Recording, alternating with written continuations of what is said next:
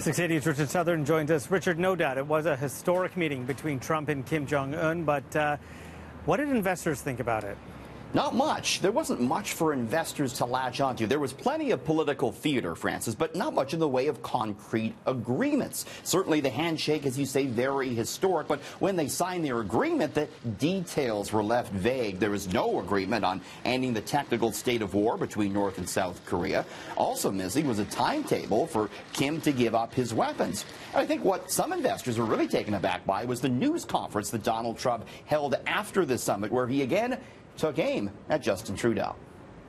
No, I have a good relationship with Justin Trudeau. I really did. Other than he had a news conference that he had because he assumed I was in an airplane and I wasn't watching. He learned that's going to cost a lot of money for the people of Canada. He learned. You can't do that. You can't do that. But no, I have a good relationship with Justin, and I have, I think, a very good relationship with Chairman Kim right now. I really do. I think, I hope it's good, because if it is, we're going to solve a very big problem. So trade worries still toppled by. The TSX edged up and the loonie edged lower as a result of those comments, Francis. Well, Uber is developing a system that will identify drunk drivers, or drunk riders, I should say. This is fascinating. Yeah, drunk riders. So many of us might be guilty of getting into an Uber after having had one too many. Certainly, it's better than talking about. Well, it's better than getting into the driver's seat, Francis. Okay, sure, you don't want to do that. 100%. But soon it might be more difficult. According to a new patent application, Uber is working on a way to let its drivers know exactly how wasted the passengers are before they pick them up. And that's for safety too, right? It sure is. Yeah. Drivers don't often want to pick up drunk passengers. How they do this, though, is interesting. There's software now that would be embedded in your Uber app that would look at how you're holding your phone. You know, you might hold it a bit different when you're tipsy. It looks at how many times you hit the Uber app, whether or not you miss the button or not when you're pushing it. They look at how fast or slow you're walking, and they add that all together, and they'll be able to tell whether or not you're drunk, and then give the driver the option of whether or not they want you to pick you up or not. Uber also exploring the possibility, Francis, of matching up inebriated passengers with drivers that are trained to handle them. So it's interesting. It is, and I don't know. It seems that there could be some problems with that. But could be some problems if you're going to get denied a ride, and then, you know, what do you do? And they're picking up for Pearson Airport now. Maybe you're walking off your flight having had a few cocktails, and you're not going to find your Uber car. So, I don't know, Richard, are you looking for a new job? Have you ever thought maybe a CEO position with the TTC? Because, hey, it pays a lot. Look at that. I think I'm gonna put my name in for this, so that, you know, 6 months after Andy Byford left, the TTC has this job posting for a CEO. The annual average salary range, Francis, from $247,000 to $356,000. So let's see if we meet any of the requirements. Successful candidate they're looking for has had previous experience as a president, CEO, or COO. Maybe not. Well, of the Richard Southern fan club, yes, the check. President of the Business Report.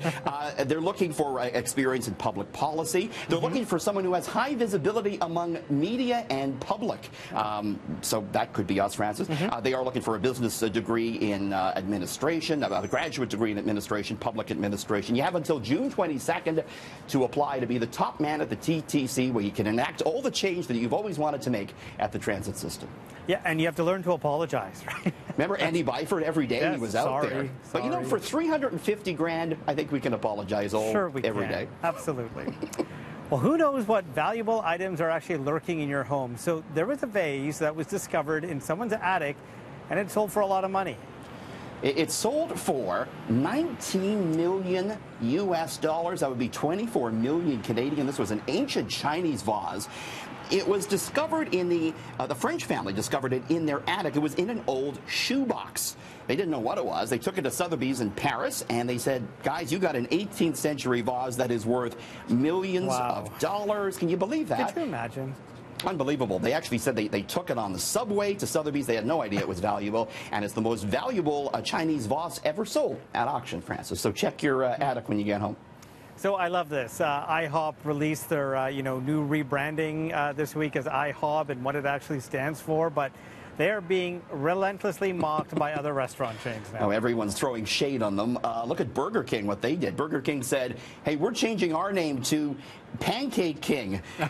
Burger King does serve pancakes for breakfast, and they're mocking it there on their social media. Wendy's says, hey, remember when you were like 7 and you thought changing your name to Thunder Bear Sword would be cool?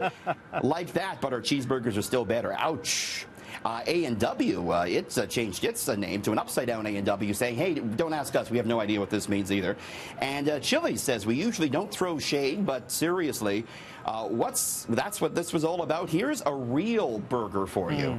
This is actually a good example of what companies are trying to do with social media, where it's funny and it's edgy and it's engaging. That's actually where you want to be as a company right now. And they got the media to talk about them. So Success. Check. Yep. All right. Thank you, Richard. See ya.